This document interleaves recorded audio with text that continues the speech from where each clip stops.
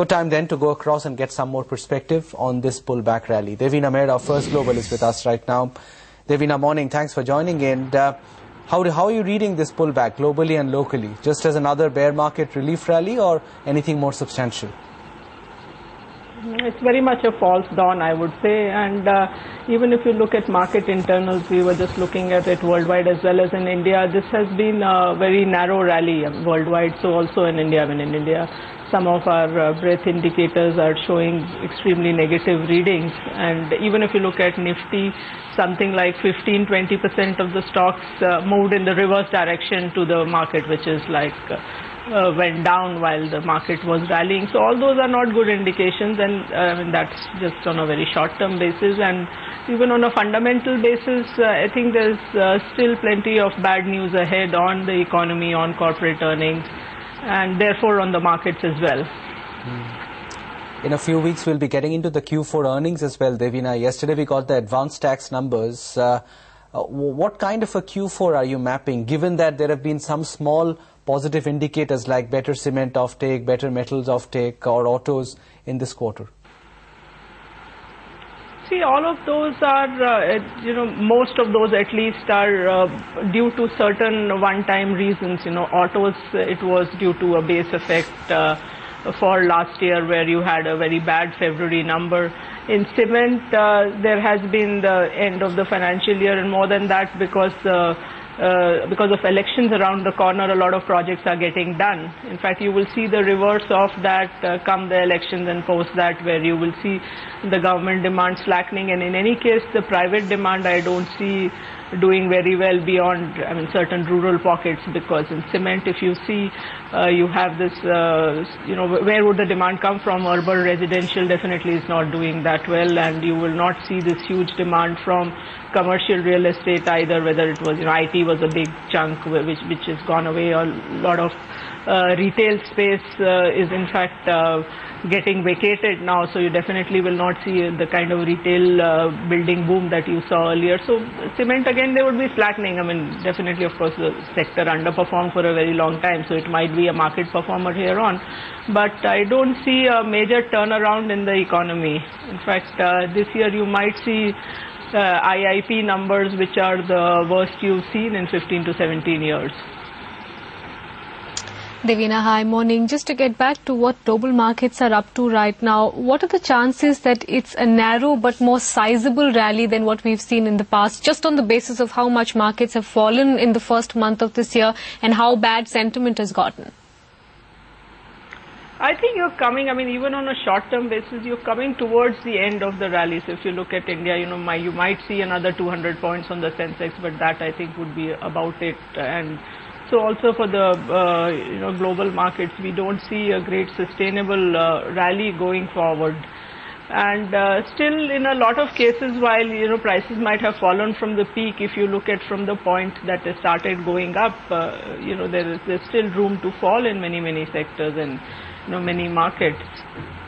And as I said, you will still see event-driven bad news, here, elsewhere. So that's not going away in a hurry anytime soon. Would you say, in terms of the pockets that are likely to or could fall some more, you would include banks in that list?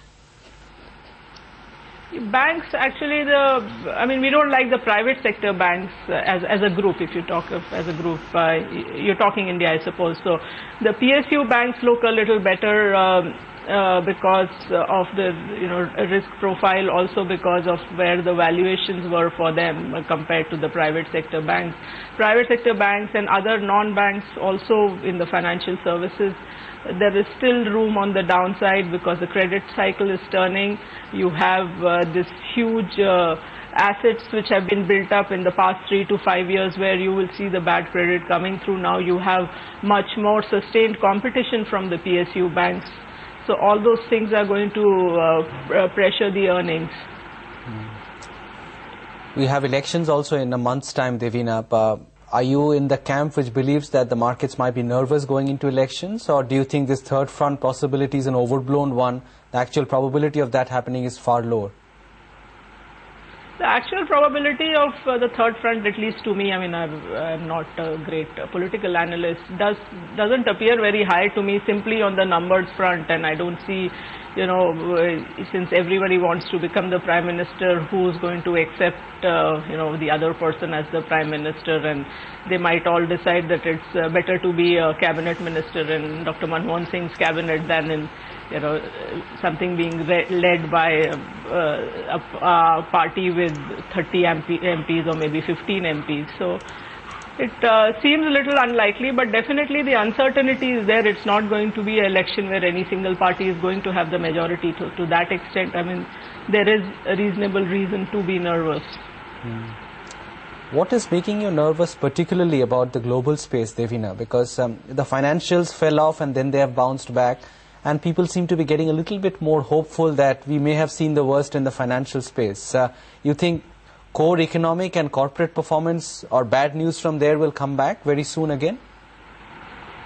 Yes, I think, in core economics you have not seen the worst because really, I mean, US, after telling Asia during the Asian crisis that you must brace yourself and take the pain and allow all the bad things to work their way through the economy, just will not and does not want to have that happen in their own economy. So you are trying to do a patchwork where you want consumer spending to revive right away when the core problem of the consumer hasn't been solved, which is the huge leverage on consumer balance sheet. So you're somehow trying that the credit offtake should increase and therefore consumer spending should increase, and that's not going to happen because you still have to work through the problems on the balance sheet front. So you will, I have spoken earlier on one of your other programs that you had a first level effect when the financials got hit, then you had a second level effect when you had the personal consumption and other consumption numbers in the G8 countries coming down, and that has now started to affect the external